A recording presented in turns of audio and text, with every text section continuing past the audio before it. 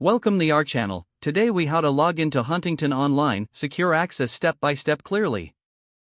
Open your preferred web browser. Type in the URL for Huntington National Bank's website. Once the page loads, look for the login button usually located at the top right corner. Click on the login button. You will be directed to the secure login page. Enter your user ID in the designated field. Next, type your password in the password field. Double-check both your user ID and password for accuracy.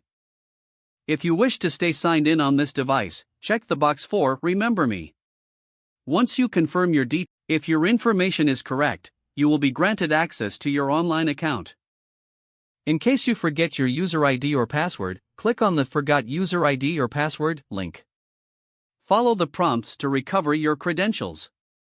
Once logged in, explore the features available in your Huntington online banking account. Ensure you log out after completing your session to keep your account secure. If the page does not load, refresh the browser or try again in a private or incognito window. Make sure you are using the correct email address, then retype it carefully to avoid small typos. If your password is not accepted, use the reset option and create a new strong password you can remember. Check your spam folder for verification or security emails, then complete any requested confirmation steps. Enable two-factor authentication if available to improve account security and reduce unauthorized access risk. After signing in, review your profile details so your contact information and settings are accurate and current. If you see an error message, note it down and try again after restarting your device and internet connection. Log out when you finish, especially on shared devices, to keep your account and payment information secure.